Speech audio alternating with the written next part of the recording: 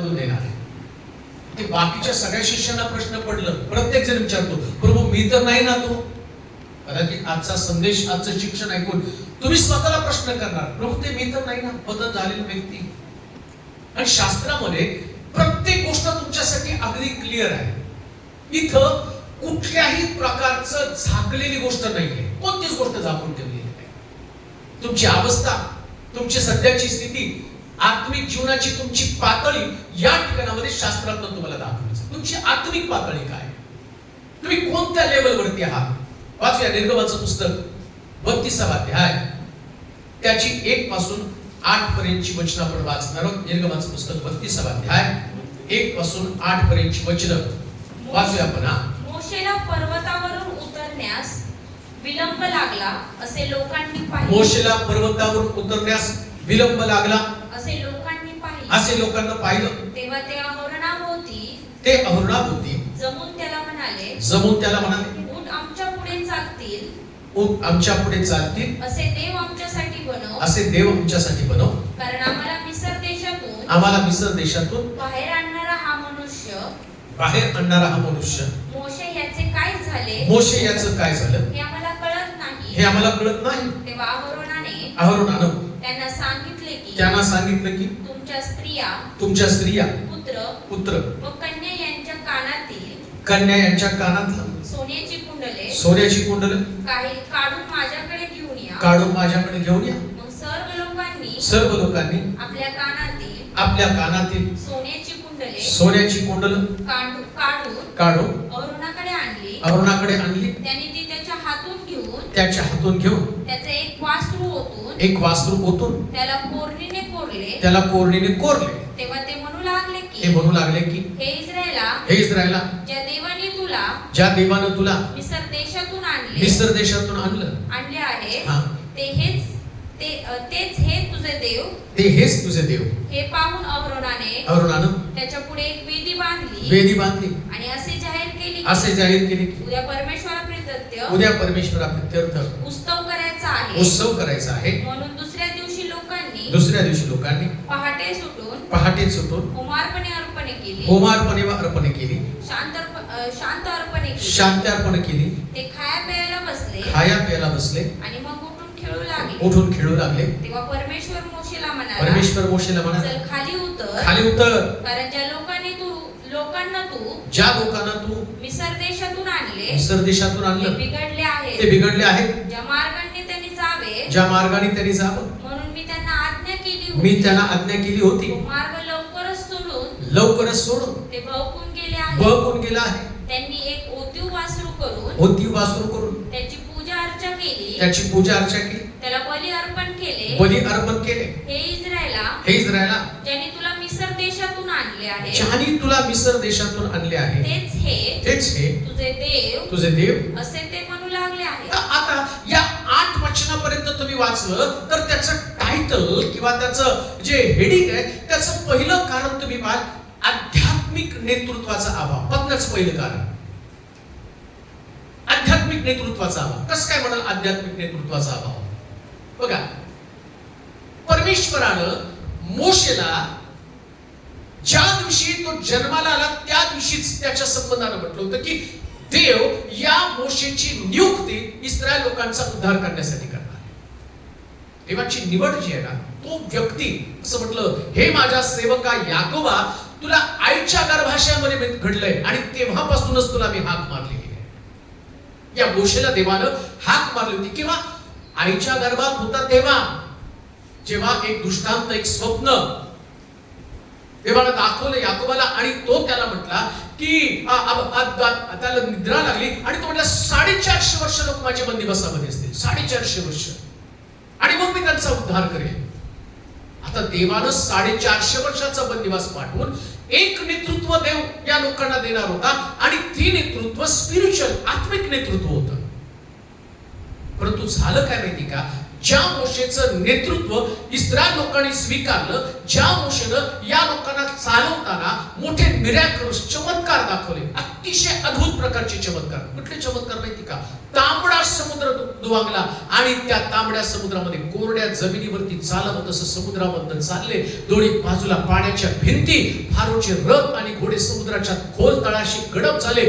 रानामध्ये लावे पक्षी, रानामध्ये मान्ना, खडकातनं पाणी काढलं. इतके मोठे चमत्कार या मोशेनं 40 वर्ष त्यांचं नेतृत्व केलं. पण जेव्हा चमत्कारानंतर शिक्षण आलं की देव म्हणतो आता या लोकांना शिक्षण द्यायचं. का तर चमत्कारामुळे या लोकांमध्ये एक प्रकारची सुस्ती आली, आध्यात्मिक जीवन त्यांच्यातनं निघून गेलं. आणि त्या मोशेला त्याने डोंगरावरती बोलवलं आणि देव त्याच्याशी बोलू लागला. इस्रायल लोकांना वर्तणुकी संबंधीचे शिक्षण देण्यासाठी ज्या 10 आज्ञा आणि नियमशास्त्राची 5 पुस्तकं 40 दिवसामध्ये ही 5 पुस्तकं मोशेला त्यांनी समजावून सांगितली. आणि त्याला सांगितलं खाली जाऊन या लोकांना तू ते शिकव. परंतु बायबल काय सांगतं माहिती का, ज्यावेळेस मोशे वर गेला एक नेतृत्व स्वतःहून पुढे आलं आणि त्याचं नाव अहरोन. आणि नेतृत्व पुढे आणण्यासाठी मोशे आधीच देवाला बोलला होता की देवा मी जड ओठाचा मनुष्य आहे, मला नको तर माझ्या जागी अहरोनाला तू निवड. पण परमेश्वर म्हटला अरे भाषा, शब्द, वाचा, जिव्हा सगळ्या गोष्टी मी दिलेल्या आहेत आणि तुला बोलता येत नाही याच्याबद्दल तू आणि खंत वाटून घेऊ नको, कारण मी अहरोनाला तुझा दुभाषिक म्हणून पाठवेल. देवानं अहरोनाला नेतृत्व दिलं होतं, नेतृत्व मोशेला दिलं होतं. पण नेतृत्व अहरोनाचं लोकांनी त्याच्यावरती लादलं. आणि बऱ्याच वेळा मंडळांमध्ये हीच गोष्ट घडती. काय होतं माहिती का, एक नेतृत्वासमोर दुसरं नेतृत्व उभं केलं जातं आणि तिथून पतनाला सुरुवात होते.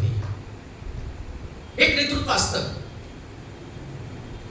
आता विचार करा, देव मोशे देवाला सांगतो की तू अहरोनाला या लोकांपुढे पाठव किंवा अहरोनाचा वापर करून इस्रायल लोकांची सुटका कर. देव रिजेक्ट करतो ते.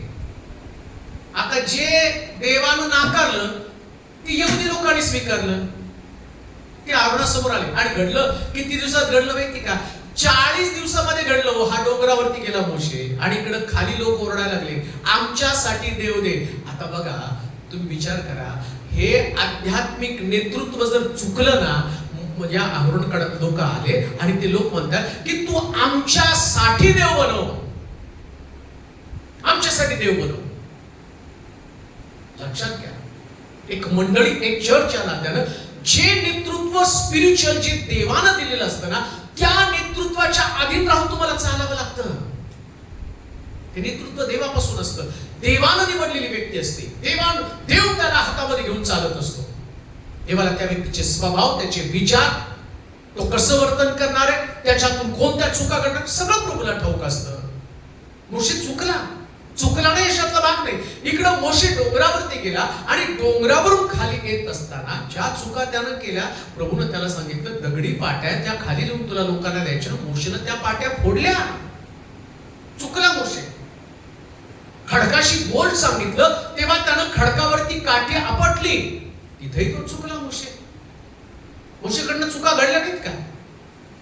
परंतु कधी कधी प्रभू आत्मिक जीवनाकडे पाहत असताना तो सेवकाला आत्मिक नेतृत्वाला घडवण्याचं काम करत असतो. आणि म्हणून लक्षात ठेवा, शास्त्रात असं एक लिहिलेलं आहे, जसं कुंभाराच्या हातामध्ये माती तसं हे इस्रायला तू माझ्या हातामध्ये. नेतृत्व कसं घडवतो देव त्याच्याविषयी तुम्हाला सांगतो. पात्र बिघडतं पण बिघडलेलं पात्र देव सोडत नाही. त्या पात्राला तोडून देव पुन्हा एकदा आकार देतो. म्हणून नेतृत्वाच्या अधीन राहून तुम्हाला चालावं लागतं. आध्यात्मिक पत्राची सुरुवात कशी होती, लोकांनी अहरोनाला आपला याजक बनवलं. तू आमच्यासाठी देव तयार कर. देव पाहण्यासाठी, देवाचं आणि मन लोकांना समजावून सांगण्यासाठी तो डोंगरावरती गेला. हे आत्मिक नेतृत्व आहे. आत्मिक नेतृत्व नेहमी तुमच्यासाठी रथ बदली, तुमच्यासाठी मध्यस्थी करतं. आणि तिथं एक गोष्ट तुम्ही जर पाहिली तर तुम्हाला कळेल, या अहरोनानं लोकांना असं सांगितलं, मला वाटतं ते 6 पासून वचन 5 ते 5 पासून वचन वाचा म्हणजे तुम्हाला कळेल हे कसं नेतृत्व चुकत गेलं. आणि आध्यात्मिक नेतृत्व जर चुकीचं असलं ना, अभाव असला तर मनुष्याचं पतन कसं होतं ते तुम्हाला सांगतो. मला वाटतं 3 पासूनच वाचा. मग सर्व लोकांनी आपल्या कानातील सोन्याची कुंडले काढून अहरोनाकडे आणली. सोन्याची कुंडलं काढून अहरोनाकडे आणली. त्याने ती त्याच्या हातून घेऊन त्याचं एक वासरू ओतून ते एक वासरू ओतून त्याला कोरणीने कोरले. तेव्हा ते म्हणू लागले की हे इस्रायला, ज्या देवाने तुला मिस्र देशातून आणले तेच हे तुझे देव, हेच तुझे देव. हे पाहून अहरोनानं त्याच्या पुढे एक वेदी बांधली. बघा, आता कोणी वेदी बांधली? अहरोनानं. पुन्हा पुढे वेदी बांधली वास्त्रापुढे. अहरोन कुणाचं नेतृत्व स्वीकारत होता? मोशेचं. आता मोशे गेल्यावर कधी कधी रानाच्या अनुभवामध्ये देव सेवकाला बाजूला घेऊन बोलत असतो आणि तेव्हा लोक येऊन स्वतःच एका नेतृत्वाकडनं देवाची ओळख करून घेण्याचा प्रयत्न करत असतात. पण मला असं वाटतं त्यावेळेस जर अहरोन शांत राहिला असता, त्याने म्हटलं असतं, जोपर्यंत मोशे येत नाही तोपर्यंत मी तुम्हाला देव दाखवणार नाही, कारण मोशे खऱ्या देवाला पाहायला गेलेला आहे. परंतु नेतृत्व, आता विचार करा, ती मंडळी साधी सुधी मंडळी नव्हती हो. 30 लाख लोकांची मंडळी होती. किती लोकांची मंडळी? आता 30 लाख लोकांची मंडळी जर तिथं त्या अहरोनाला पाळत करायला तयार आहे, तर अहरोन उड्या मारणारच ना. अहरोन उड्या मारणार. एवढ्या लोकांचं नेतृत्व मला मिळत आहे, पण त्याला हे कळत नाही, नेतृत्व करताना आत्मिक नेतृत्व नसलं तर आत्मिक नेतृत्व नसल्या कारणानं तो लुसिफर ज्याचा ताबा घेण्यासाठी टपलाय. कोणाचा ताबा घेणार आहे? अहरोनाचा. कारण देवानं तर मोशेचा ताबा घेतला. आता खाली कोण राहिला? अहरोन. अहरोनाचा ताबा कोण घेणार? सैतान. सैतानानं बरोबर ताबा घेतला. ते लोक म्हणायला लागले, आमच्यासाठी देव तयार कर, देव तयार कर. या नेतृत्वानं काय केलं? तुमच्याकडचं जे आहे ते मला द्या. तुमची कवच कुंडलं, तुमच्या कानातले, तुमच्या गळ्यातलं तुमचं सोनं मला द्या आणि त्या सोन्याला मी भट्टीमध्ये टाकतो आणि त्याच्यापासून जे काही तयार होईल आणि ती गोष्ट आम्ही समजूया की हाच आमचा देव. आणि त्याने त्या गोष्टी केल्या. आणि त्याच्या पलीकडे जाऊन कहर करणारी गोष्ट कोणती माहिती का? या अहरोनानं त्या वास्त्रापुढे वेदी तयार केली. नेतृत्व चुकलं, सगळ्या गोष्टी चुकल्या. पता नाही. म्हणून लक्ष द्या, मंडळीमध्ये जेव्हा एक लीडर, आत्मिक लीडर तुमच्याकडे असतो ना, त्या आत्मिक लीडरच्या अधीन राहूनच तुम्हाला काम करावं लागतं. ते आत्मिक नेतृत्व आहे तुमचं. ज्यानं तुम्हाला मिस्रातनं बाहेर काढलं, ज्यानं तुम्हाला गुलामगिरीतनं बाहेर काढलं, ज्यानं तुम्हाला पापातनं बाहेर काढलं. परंतु लक्षात ठेवा, जगामध्ये चालता चालता जगाच्या गोष्टी आमच्यामध्ये येतात आणि जगातल्या लोकांना देव, आम्हाला पण तसाच देव असला पाहिजे. पण लक्षात ठेवा, आमचा देव जगातला देव नाही. 115 स्तोत्रामध्ये म्हटलं, लोकांनी असं का म्हणावं, यांचा देव कुठे, यांचा देव कुठे? आमचा देव जगात नाही, आमचा देव तो स्वर्गीय देव आहे. आणि स्वर्गीय देव स्वर्गीय गोष्टी आम्हाला समजावून सांगत असतो. मोशेनं स्वर्गीय गोष्टी आणल्या आणि तिथं असं म्हटलं, त्यानं वेदी तयार केली. बघा, आता नेतृत्वामध्ये जर आणि चुकीचं नेतृत्व असलं तर चुकीचं नेतृत्व ते पण वेदी तयार करतं ना. ते पण प्रार्थना करतात, ते पण वर्शिप घेतात, ते पण आराधना करतात. काय फरक दिसतो तुम्हाला? मोशे पण वेदी तयार करतो, अहरोन पण वेदी तयार करतो. मोशे पण प्रार्थना करतो, अहरोन पण प्रार्थना करतो. मोशे पण देव दाखवतो आणि अहरोन पण देव दाखवतो. पण लक्षात ठेवा, अहरोन सोन्याचा देव दाखवतो, मोशे जिवंत देव दाखवतो. दृश्य स्वरूपातला देव नाही, अदृश्य देव. अदृश्य देवाचं वैशिष्ट्य काय माहिती का? जेव्हा अदृश्य देव तुम्हाला दर्शन देतो ना, तेव्हा ते तुमच्या हृदयामध्ये असतं. आणि अदृश्य देव तुमच्या हृदयाचं परिवर्तन करतो. दृश्य देव जो तुमच्या डोळ्याला दिसतो तो तुमच्यामध्ये अहंकार, तो तुमच्यामध्ये मीपणा, तो तुमच्यामध्ये ताठा, तो तुमच्यामध्ये गर्विष्ठपणा, तो तुमच्यामध्ये मनाचं आणि एक प्रकारचा अहंकार निर्माण करतो. जसं या लोकांमध्ये अहंकार निर्माण झाला. नम्र नाही मन बनतो, असं लिहिलंय तिथं. अहरोनानं लोकांसमोर वेदी तयार केली. कांदू नाही का? चुकीची लिडरशिप, चुकीचं नेतृत्व तुम्हाला आध्यात्मिक जीवनामध्ये खालच्या पातळीवरती घेऊन चाललेलं असतं. प्रॉपर गायडन्स, योग्य प्रकारचे विचार आणि ते विचार देवाच्या वचनानुसारच तुमच्यामध्ये पेरले गेले पाहिजे. चुकीचे विचार तुमच्यासाठी फार मोठा खड्डा खोदून ठेवणार आहेत. चुकीचे विचार तुम्हाला उद्ध्वस्त करून टाकणार. नेतृत्व असेल, बरं तो व्यक्ती, अहरोन पण कोण आहे? मोशेचा भाऊ आहे, मिरेमले अहरोन. ते तुम्हाला साधे वाटले का? ते त्याच्या नात्यातले, त्याच्या रक्तातले लोक आहेत आणि रक्तातल्या लोकांनी नेतृत्व दिलं. रक्तातल्या व्यक्तीनं नेतृत्व दिलं. कशा पद्धतीने हे नेतृत्व होतं? या नेतृत्वाचं वैशिष्ट्य काय? या नेतृत्वानं खऱ्या देवाकडे दुर्लक्ष केलं. आज सुद्धा बऱ्याच वेळा तुम्हाला पाहायला मिळेल जगामध्ये लोक वचनापेक्षा स्वतःची तत्व, स्वतःचे सिद्धांत, स्वतःच्या डोक्यामध्ये आलेले विचार. आता विचार करा, मोशेनं त्याला सांगितलं मी जातो, देवाने मला वर बोलवलेलं आहे. बरं जास्त दिवस पण झाले, किती दिवस झाले? फक्त 40 दिवस. 40 दिवस तर डोंगरावरती आहे आणि यांनी वाट पण पाहिली नाही. मला कधी कधी प्रश्न पडतो, प्रभू येशू ख्रिस्त पुनरुत्थित झाला, मरियम मग्दलिनी त्याला हात लावायला जाती, त्याचे म्हणतो बाई मला हात लावू नकोस, मला माझ्या पित्याकडे जायचंय. आता या येशूला पित्याकडे जाण्यासाठी एवढी गडबड, एवढी उत्सुकता होती, पण प्रभू येशू ख्रिस्त 40 दिवस पर्यंत त्यांच्यामध्ये राहिला. 40 दिवस पर्यंत. बरं का राहिले 40 दिवस पर्यंत माहिती का त्यांच्याकडे? 40 दिवसात हे बिघडले. मोशे डोंगरावरती आणि खाली या ठिकाणी आपल्यासाठी देव तयार करून ठेवला. आणि येशूला पण माहिती होतं, लवकर गेलो ना यांना किती पण शिकवलं, अरे अरोण मोशेच्या संगती राहून तो वासरू तयार करतो, आता मी जर गेलो तर हे पण गडबड करून ठेवतील. 40 दिवस पर्यंत तो थांबला.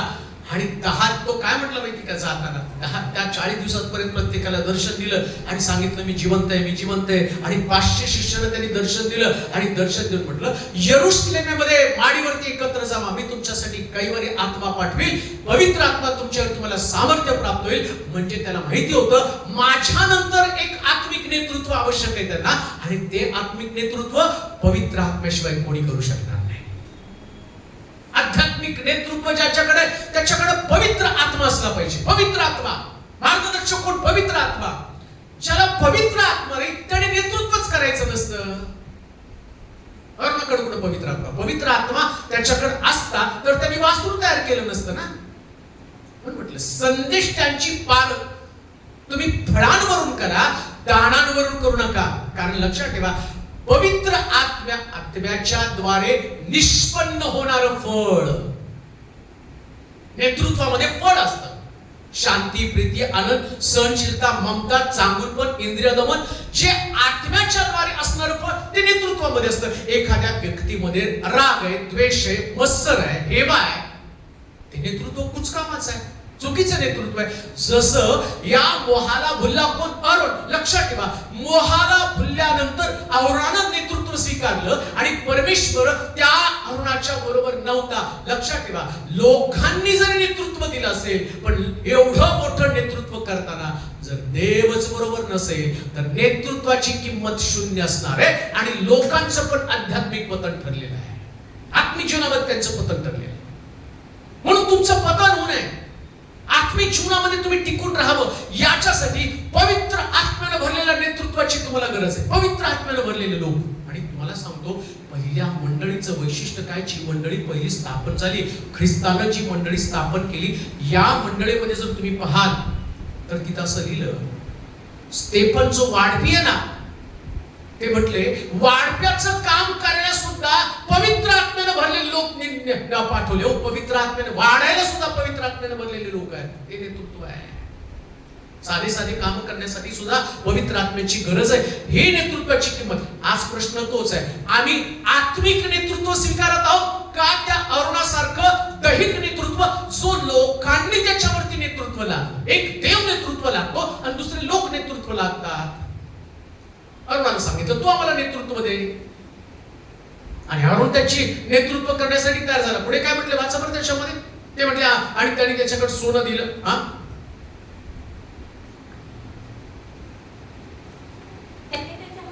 त्याने त्याच्या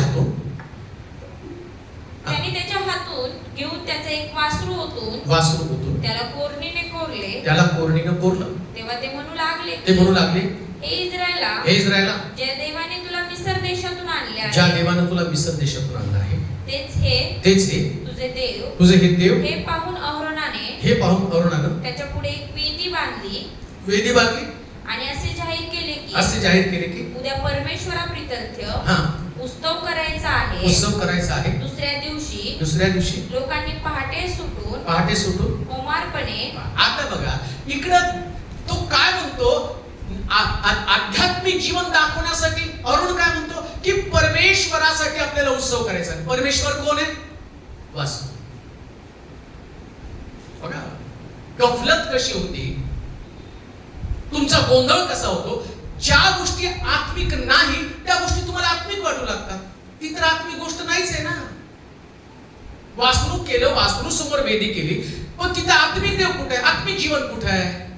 म्हणजे कधी कधी तुम्ही पतन होत असताना तुम्हाला वाटतं तुम्ही प्रार्थना करता, तुम्हाला वाटतं तुम्ही आराधना करता, तुम्हाला वाटतं तुम्ही अर्पण करता, तुम्हाला वाटतं तुम्ही वेदी तयार केली. अरे पण वेदी तयार केली, ती वेदी ज्या पद्धतीने बनवली, ती वेदी ज्याच्यासाठी तयार केली आणि तो व्यक्ती ती स्वीकारत आहे का, देव ती स्वीकारत आहे का. तुम्हाला ज्यांनी नेतृत्व दिलं, जे ते नेतृत्व तुम्हाला आत्मिक जीवनात वर नेतं का तुमचं अधपतन करतं, तुमचा नाश करतं, चुकीची गोष्ट तुमच्या डोक्यामध्ये घालतं. हाही मोठा प्रश्न आहे. कान उघडे ठेवू नाही का. तुम्हाला अलर्ट राहावं लागत, जागं राहावं लागणार आहे आणि तुम्हाला फार विचारपूर्वक आत्मिक जीवनामध्ये पुढे जावं लागणार आहे. जसं आम्ही पाहतो यानं वेदी वाढली. प्रत्येक वेदी, प्रत्येक प्रार्थना तुम्हाला देवाच्या जवळ नेतीच असं नाहीये. आता ते खूप प्रार्थनाशील लोक आहेत. अरे पण प्रार्थनाशील लोक आहे, पण पद्धत योग्य आहे का. अरुणानं पण वेदी केलीच ना, अरुणानं प्रार्थना केलीच ना, त्यानं वेदी तयार केलीच ना. आता त्या वेदीवरची प्रार्थना जाती कुठं. आणि म्हणून म्हटलं ऐकू येत नाही इतका माझा कान बंद नाही, देता येत नाही इतका माझा हात तोकडा नाही, पण तुमची पातक अडविंतीप्रमाणे जेव्हा तुम्ही प्रार्थना करता त्या प्रार्थना पापातल्या प्रार्थना आहेत का, देवाच्या वचनाच्या विरोधामध्ये जाऊन स्वीकारलेलं नेतृत्व आहे का, प्रभूनं ते नेतृत्व तुम्हाला दिलं का. हे नेतृत्व स्वीकारताना कधी देवाचं मार्गदर्शन घेतलं का, प्रभू ही गोष्ट आम्ही करू का, ही गोष्ट तुझ्या वचनात लिहिली का, तुला ते मान्य आहे का, तुझ्या डोक्यामधली ही कल्पना आहे का, की आमच्या डोक्यातली ती कल्पना आहे. आम्हाला वाटतं अशा पद्धतीची वेदी असावी, आम्हाला असं वाटतं की अशा पद्धतीने आम्ही आराधना करावी ना. त्या आवरणानं त्यांना समजावून सांगितलं. कधी कधी असं चुकतं आमच्याकडनं. जेव्हा समजावून सांगण्याचा वेळ येतो ना, अरुण समजावून सांगू शकला नाही, अरुणानं चुकीचा निर्णय घेतला, अरुणानं लोकांचं बंड, या बंडाला खत पाणी घातलं. लोक मोशेच्या विरोधामध्ये उठले. कधी कधी लोक सेवकाविरुद्ध उठतात. ते बंड क्षमवण्याच्या ऐवजी त्या बंडाला जसं त्या लोकांनी खत पाणी घातलं, अरुणानं खत पाणी घातलं, तसंच जगामध्ये आम्ही पाहतो अशाच प्रकारचं खत पाणी घालणारे लोक असतात. आणि तिथून खरं आत्मिक जीवनाचं पतन व्हायला सुरुवात होती. परंतु कित्येक लोकांना या पतनाकडे त्यांचं दुर्लक्ष होतं आणि त्यांना असं वाटतं आम्ही देवाचं काम करायला लागलो, त्यांना असं वाटतं आम्ही देवासाठी वेदी तयार करायला लागलो, त्यांना असं वाटतं आम्ही देवाची इच्छा पूर्ण करायला लागलो. अरे देवाची इच्छा समजावून घ्या. देव चुकीच्या पद्धतीनं कुठल्याच प्रकारची वेदी तयार करत नाही. वेदी तयार करण्यासाठी ज्या पद्धतीने प्रभूने सांगितलं तशीच तयार करावी लागते. आणि म्हणून लक्षात ठेवा, पतनाचं पहिलंच कारण आध्यात्मिक नेतृत्वाचा अभाव. आज पहिला प्रश्न मी तुम्हाला सांगेन, जे तुमचं नेतृत्व आहे, ज्या नेतृत्वाच्या मागे तुम्ही निघालेला आहात, त्या नेतृत्वा संबंधानं कधी आपल्या देवाजवळ जाऊन पवित्र आत्म्याच्या द्वारे प्रभूला विचारलं का, प्रभू मी ज्याच्या अधीनतेमध्ये चाललो तो व्यक्ती मला योग्य पद्धतीने चालवत आहे का. असं लिहिले शास्त्रामध्ये, अज्ञानामुळे माझे लोक बंदिवासामध्ये आहेत. नेतृत्व चुकलं ते तुम्हाला बंदिवासामध्ये टाकणार आहे. बंदिवास ठरलेलाच आहे, बंधनं पडलेलीच आहे तुमच्या जीवनामध्ये. आणि ज्या पीडा तुम्हाला भोगायच्या त्या भोगाव्याच लागणार. कशामुळे, चुकीचं नेतृत्व, आत्मिक नेतृत्वाचा अभाव. म्हणून मी पाहतो जेव्हा प्रभू येशू ख्रिस्त आला आणि त्यावेळेस योहानाचे शिष्य जाऊन येशूला मिळाले. आता बघा, ऐका नीट, फार सुंदर आहे. तेव्हा योहानाचे काही शिष्य जाऊन त्या योहानाला सांगायला लागले, आपले सगळे शिष्य जाऊन येशूला मिळायला लागलेले आहेत, त्यांना विरोध करा. त्या येशू काय म्हणतो माहिती का, तुम्हीही जाऊन त्याला मिळा. का, कारण मी तो वर आहे आणि मी वराचे पायाच्या वाहना सोडणारा व्यक्ती आहे. त्याला माहितीये योग्य नेतृत्व येशूचं नेतृत्व आहे, चुकीचं नेतृत्व तुम्हाला नाशाकडे. अरुणानं आता परिणाम काय झाला, या लोकांनी अरुणाला म्हटले आमच्या समोर वेदी तयार कर, राजा तयार कर, देव तयार कर. आणि त्यानं वासराचा देव तयार केला. आता मोशे वरून खाली आला. ऐका बरं का, मी तुम्हाला सांगतो, त्याला आत्मिक बेस देतो. कशा पद्धतीने त्या मुलाला एका जागी बसवा, त्याला हे आत बाहेर करायचं नाही, एका जागी बसायचं. आध्यात्मिक नेतृत्व संबंध तुम्हाला सांगतो. आता या लोकांनी मोशेचं ऐकण्याच्या ऐवजी अरोनाचं ऐकलं. आता हे एवढे निबरघट लोक बनले बरं का. ते 3000 लोक होते. जेव्हा मोशे वरून खाली आला, मोशेनं दगडी पाट्या फोडल्या आणि मोशेनं पहिला एक वाक्य वापरलं, मूर्तीला देव मानणारे लोक एका बाजूला या आणि जे देवाचं वचन स्वीकारणारे ऐकणारे एका बाजूला. 3000 लोक एका बाजूला गेले म्हणजे त्यांनी स्वतःहून चुकीचं नेतृत्व स्वीकारलं. ऐका आता त्याच्या पुढची भयानकता मी तुम्हाला सांगतो. आता मोशे काय म्हणला माहिती का, जे लोक जिवंत देवाला ओळखतात, जिवंत देवाची भक्ती करणारे लोक आहेत, या लोकांनी या 3000 लोकांना मारून टाका. आता या 3000 लोकांना मारण्यामागे कोणाचा हात होता, कोणत्या गोष्टी या 3000 लोकांच्या मरणासाठी कारणीभूत ठरल्या? चुकीचं नेतृत्व. त्यांना असं वाटलं आरोन आम्हाला वाचवेल. अरे आरोन आता हाताबाहेर गेलेला आहे. आरोन लपून बसला. त्याला कळलं माझ्या चुका काय आहेत. त्याला कळलं मी या बंड करणाऱ्या लोकांसमोर शरणागती पत्करली.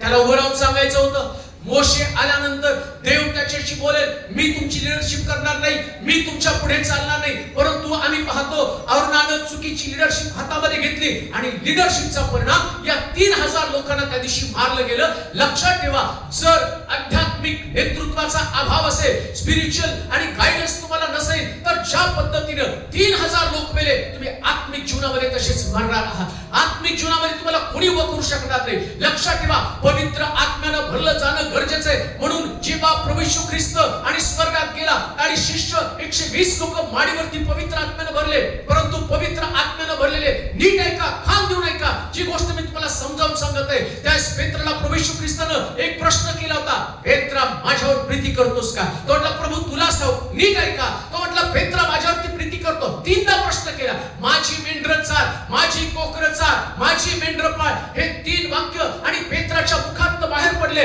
आणि हे वाक्य येशूनं आणि त्याच्या मुखातनं वधवून घेतले. मेंढरं पाळ, कोकरं चार आणि माझी मेंढरं पाळ आणि माझी कोकरं मेंढरं चार. परंतु आम्ही पाहतो त्यानं म्हटलं माझी कोकरं चार. आता कोकरं कोण आहेत? अशा पद्धतीचे लोक जे देवाच्या भवनामध्ये राहून, मंदिरामध्ये राहून, ज्यांच्यामध्ये मीपणा भरलेला आहे. तो म्हणतो त्यांना चार, त्यांना सोडू नकोस, त्यांना उपाशी ठेवू नकोस, त्यांना देवाचं वचन चार, पण पाळू नकोस. का? तर तुझ्या मेंढरांना ते बिघडून टाकतील आणि ही मेंढरं बंड करतील. परंतु लक्षात ठेवा, या पेत्राला तो म्हटला तू म्हातारा होईपर्यंत माझी सेवा करशील. या पेत्राला तो म्हटला तुला चालता येत नाही, तेव्हा लोक आपल्या हाताला धरून तुला चालवतील आणि जिथं पाहिजे तिथं तुला घेऊन जातील. आता 12 शिष्यांमध्ये फक्त एकट्यालाच तो का म्हणतो असं?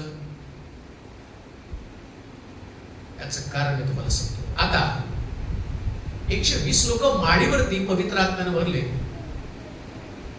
त्याच्यामध्ये 11 शिष्य होते आणि 11 शिष्यांपैकी फक्त एकट्या पेत्रानं उभं राहून लोकांना संदेश दिला आणि 3000 लोकांचं तारण झालं. बघा, नेतृत्व तिकडं मोशे डोंगरावरती आणि खाली आरोन आहे. आरोनानं लिडरशिप आपल्या हातामध्ये घेतली आणि 3000 लोक मारले. पेत्र डोंगरावरती गेला, माडीवरती गेला, माडीवरून खाली आला आणि त्यानं 10 शिष्यांची लिडरशिप हातामध्ये घेतली आणि योग्य नेतृत्वामुळे त्या दिवशी 3000 लोक ख्रिस्ताकडे आले, त्यांचा बाप्तिस्मा झाला. जेव्हा योग्य लिडरशिप अस्तित्वात येईल तेव्हा पुण्यामध्ये बाप्तिस्मे होतील. बाप्तिस्मे होते. लिडरशिप, एक प्रभावी लिडरशिप, ज्याला पवित्र आत्म्यानं भरणं म्हटलेलं आहे. म्हणून लक्ष ठेवा, सगळ्या गोष्टीची आम्ही काळजी घेतो. आणि तो चांगलं चर्च पाहिजे, आणि तो बिल्डिंग मोठी पाहिजे, नाही वाद्य खूप चांगली पाहिजे. ठीक आहे, बिल्डिंग मोठी आहे, वाद्य आहे, सगळं आहे. आत्मिक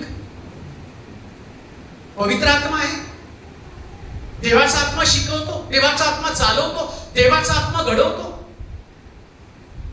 प्रश्न देव आत्म्याचा आहे, सामर्थ्याचा प्रश्न आहे. आणि तो प्रश्न साधा सुद्धा प्रश्न नाही, तो तुमच्या आत्मिक जीवनाला पुढे घेऊन जाणारा प्रश्न आहे. तुमचं आत्मिक जीवन घडवणारा प्रश्न आहे.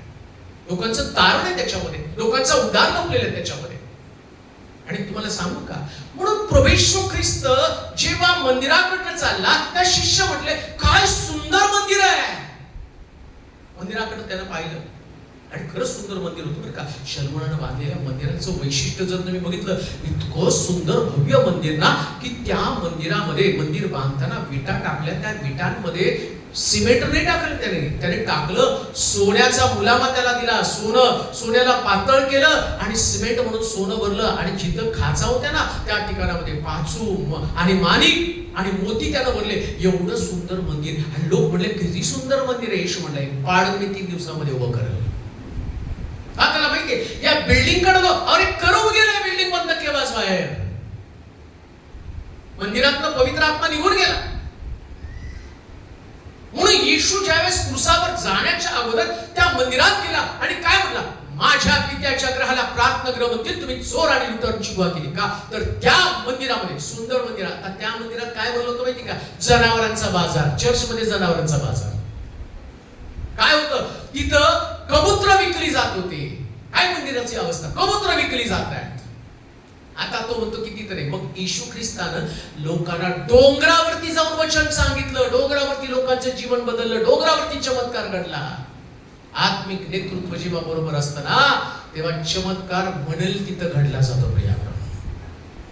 माझा विश्वास आहे एथेल गॉर्डन मध्ये चमत्कारावर चमत्कार घडणार आहे.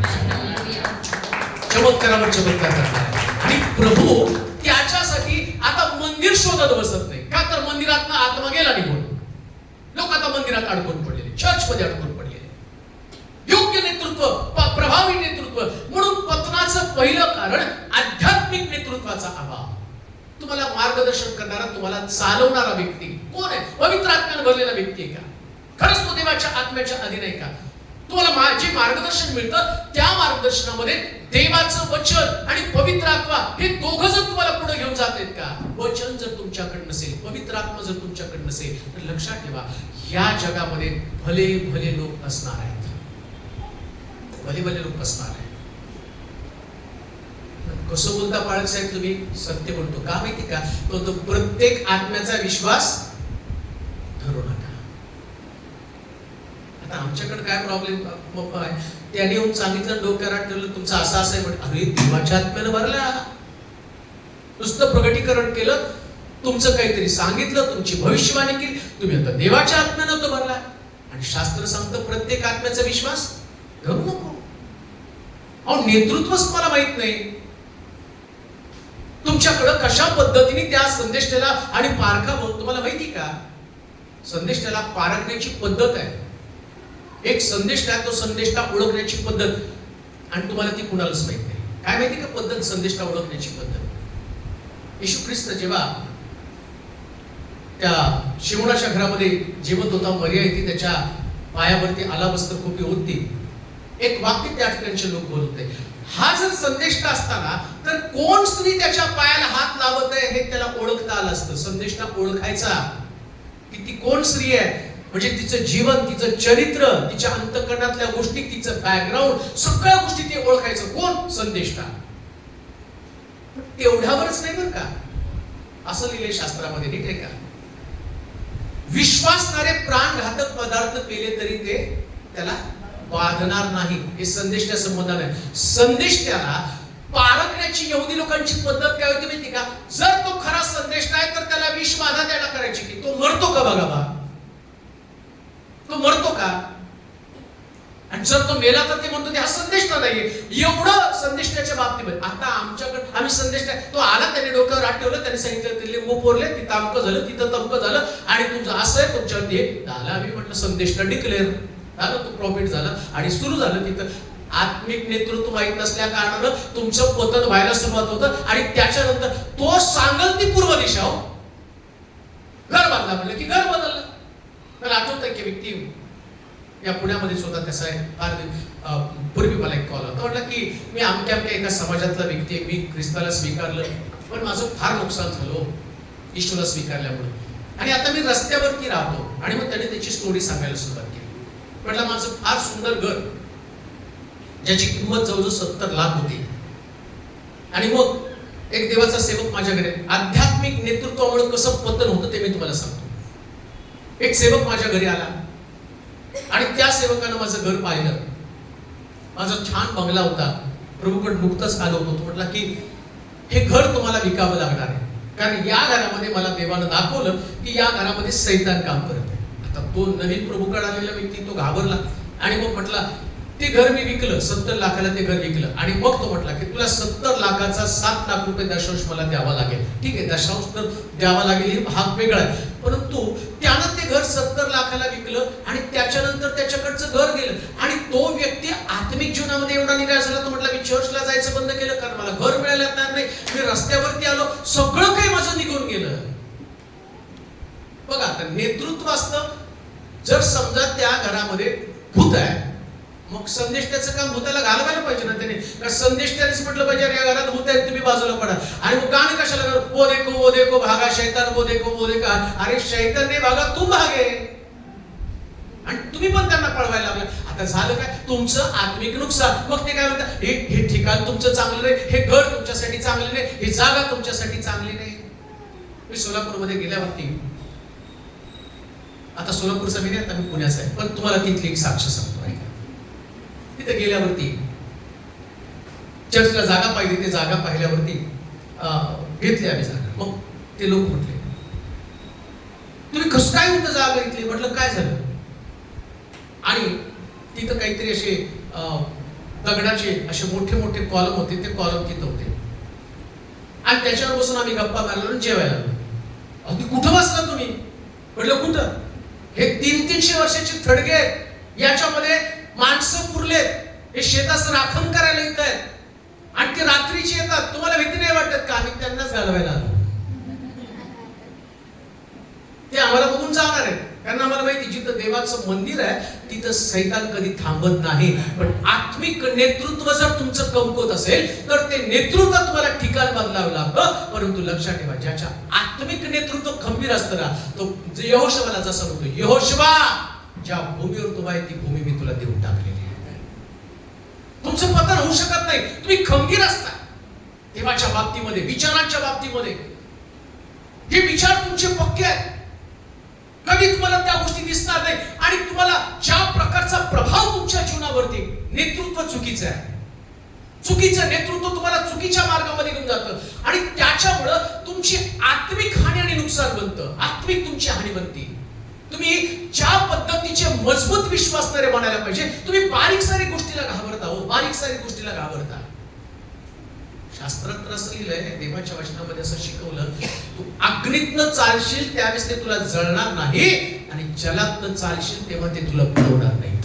हे नेतृत्व तुम्हाला शिकवतं, हे नेतृत्व तुम्हाला मजबूत करतं. म्हणून लक्षात ठेवा, जर पहिलं गोष्ट तुमच्यात आणि पत्राचं कारण काय असेल तर आत्मिक नेतृत्व, नेहमी चांगले विचार, चांगले सल्ले आणि पवित्र आत्म्यानं भरलेल्या व्यक्तीचं तुम्ही ऐका. मला बरेच लोक फोन करून विचारतात, पाळक सर आमच्यासाठी प्रार्थना करा, देव तुम्हाला काय सांगतो ते सांगा. काय सांगितलं देवाने तुम्हाला, काय आमच्याविषयी दाखवलं का. मग तुम्हाला किती सोपं आहे. देवाने मग नगरच्याच, तुमच्या नगरच्या एका सिस्टरचा फोन आला होता, तुमच्या नगरच्या. त्यांनी मला कॉल केला, पाळक साहेब देवाने मला सांगितलं राजस्थानला मला घर घ्यायचंय, आणि देव मला म्हटलं की तुम्ही मला 2 लाख देणार आहे. म्हटलं बरं, मला नाही देवाने सांगितलं. मी म्हटलं मलाच देवाने सांगितलं तुम्ही मला 4 लाख देणार आहे. आता बोला, नेतृत्व चुकीचं असेल ना, तर तुम्ही वाटेल त्या चुकीच्या गोष्टी करायला सुरुवात करता. पण लक्षात ठेवा, नेतृत्व तुम्हाला काय सांगतो माहिती का, जी गोष्ट देव त्या व्यक्तीला सांगतो तीच गोष्ट देव मला सुद्धा सांगत असतो, दोन्हीकडे सांगत असतो. असं नाही देव मला असं सांगितलं तर मी मोदीला सांगेल, देवाने सांगितलं तुमची खुर्ची खाली करा, मला पंतप्रधान करा, आणि मग ते मोदीला ऐकावं लागेल, आणि मग मी पंतप्रधान सहज होऊन जाईल, भारताचा पंतप्रधान.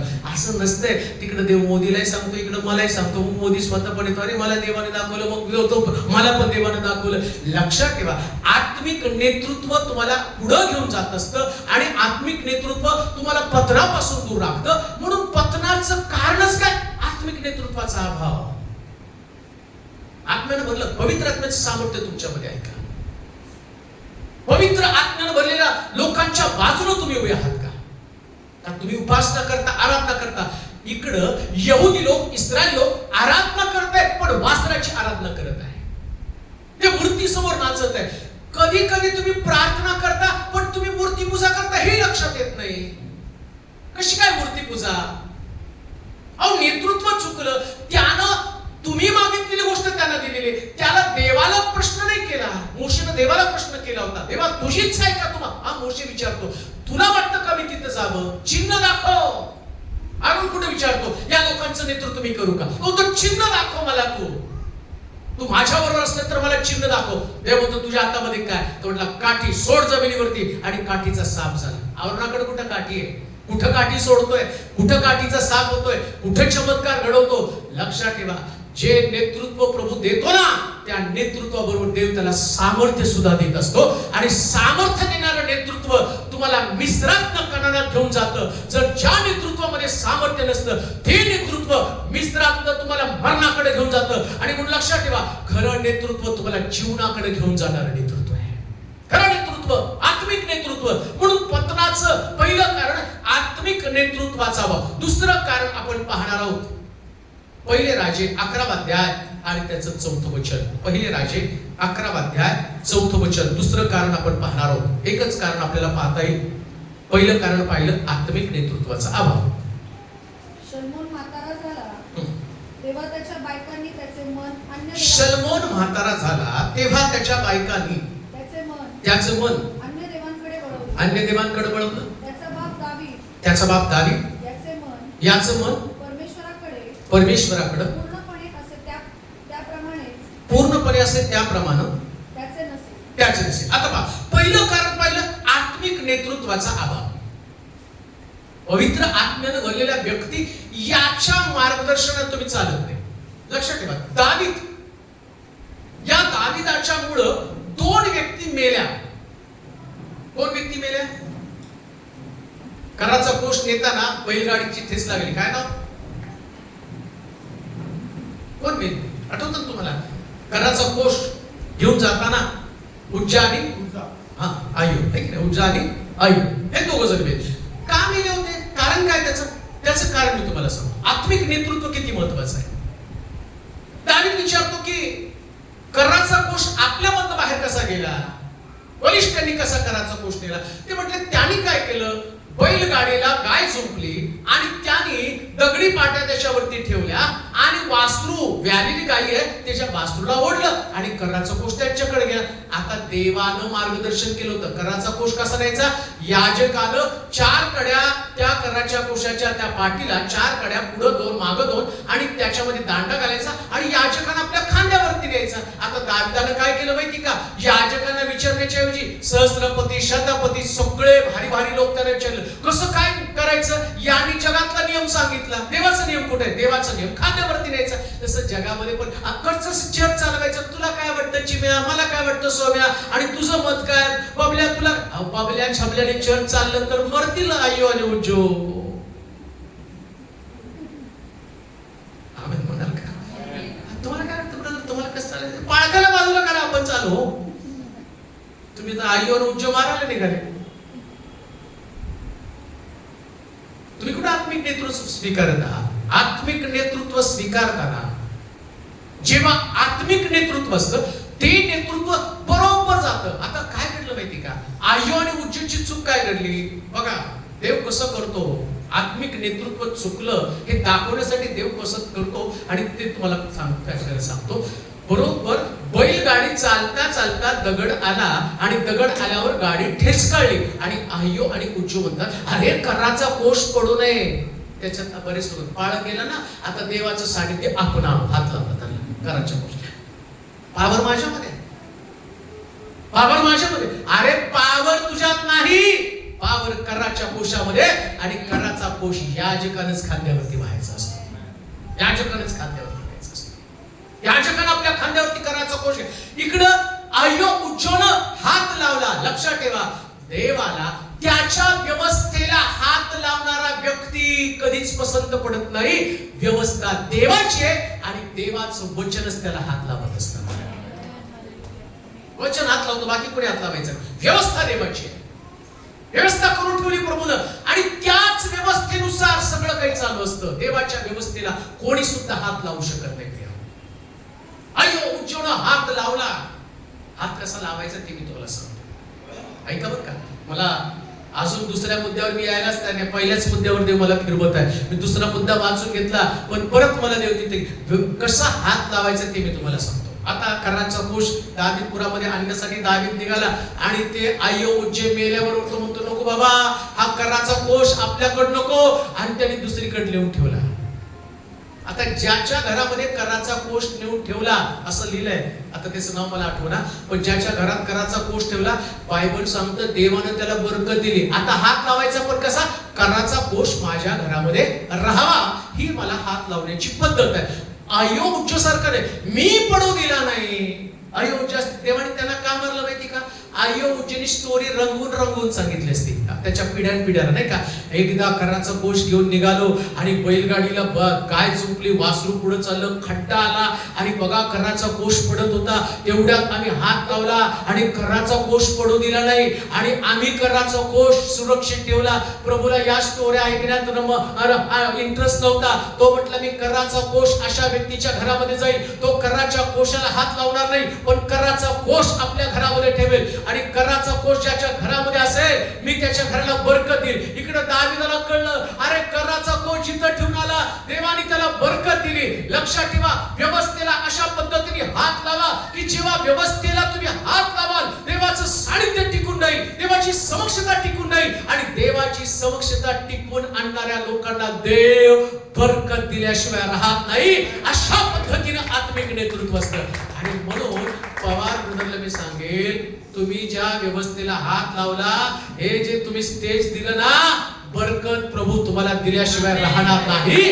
कारण तो कराचा कोष आमच्यामध्ये राहावं ही आमची अपेक्षा आहे. आणि माझा हा विश्वास आहे, जेव्हा तुम्ही कराच्या कोशाला, देवाच्या सानिध्याला आपल्यामध्ये टिकून ठेवण्यासाठी, राहण्यासाठी, व्यवस्थित राहण्यासाठी तुम्ही मदत करता, याचा परिणाम तुमच्या जीवनामध्ये तुम्हाला अनुभवायला मिळणार आहे. आणि म्हणून देवाचे प्रिय लोक, कराचा कोश तुमच्या घरामध्ये, देवाचं सानिध्य तुमच्या ठिकाणामध्ये, मी तर म्हणतो पुण्याच्या लोकांनी आता असा हात लावायचा की पुण्यामध्ये देवाचं समक्षता उतरून यायला पाहिजे, पवित्र आत्म्याचा अग्नी उतरून यायला पाहिजे, पवित्र आत्म्याचं सानिध्य उतरून यायला पाहिजे, पवित्र आत्मा आणि या पुण्यामध्ये फिरला पाहिजे, घराघरामध्ये देवाचं वास्तव्य, देवाचं वचन फिरलं पाहिजे.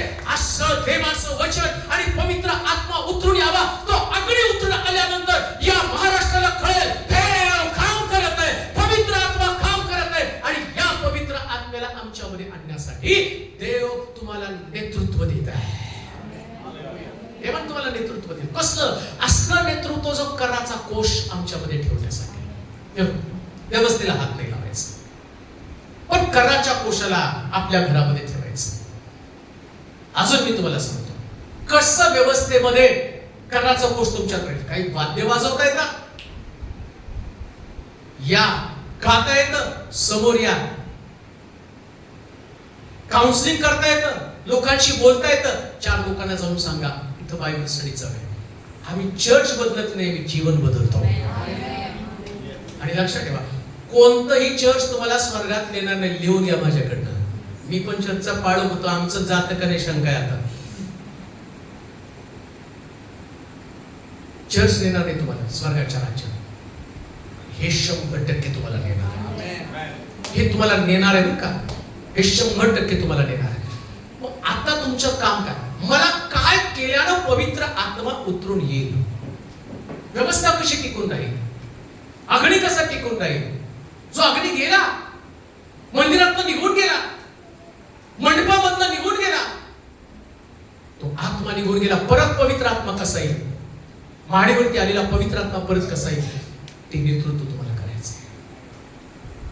बोला कधीतरी लोकांशी, काहीतरी काउन्सिलिंग करा त्यांना. शेवटच्या दिवसामध्ये आम्ही आहोत, ते दिवस लांब नाही, ज्या दिवसामध्ये तुम्हाला गुप्त प्रार्थना करावी लागणार आहे. अजूनही महाराष्ट्रामध्ये आम्हाला उघड प्रार्थना करता येते, पण आता जर बघितलं तर प्रत्येक ठिकाणामध्ये घुसून प्रार्थना बंद केल्या जाते. मी म्हणतो, एवढे वेळ का वाट पाहता की जेणेकरून लोकांनी अजूनही दलदलीत अडकावं?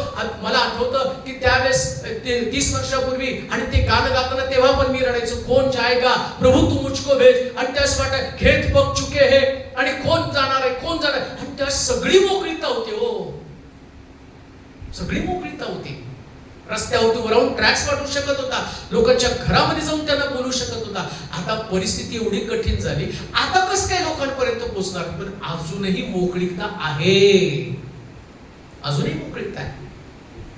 ते दिवस येतील की तुम्हाला घरामध्ये लपून, जसं दानियल त्याच्या संबंधाने म्हटलं, तो प्रार्थना करताना लोक खिडकीमध्ये बघत होते की दानियल प्रार्थना करताना सापडतो का, याला उचलून सिंहाच्या गुहेमध्ये टाकलं जाईल. तीच परिस्थिती तुमच्या आणि माझी होणार आहे. पण आता संधी आहे ना, आता व्यवस्थेमध्ये मी टिकून राहील, आता मी मदत करेल, आता मी नेतृत्व करेल. पवित्र आत्म्यानं भरलेलं नाही. तुम्हाला पवित्र आत्म्यानं कशासाठी प्रभूनं भरलेलं आहे? का भरलं पवित्र आत्म्यानं? काय घरामध्ये बसण्यासाठी? आपल्या परिवारामध्ये बसून प्रार्थना करावी, आपल्या मंडळीपुरतं मर्यादित राहावं, याच्यासाठी पवित्र आत्मा आहे का? पवित्र आत्मा तुम्हाला सामर्थ्य प्राप्त होईल. तुम्ही यहुदात, शमरुनात, जगाच्या कानाकोपऱ्यात माझे साक्षीदार व्हा, याच्यासाठी पवित्र आत्मा आहे. नेतृत्व करावं, लोकांना बाहेर काढावं, दलदलीतनं, पापातनं, बंधनातनं. लोक एका चाकोरीमध्ये अडकून बसलेले आहेत.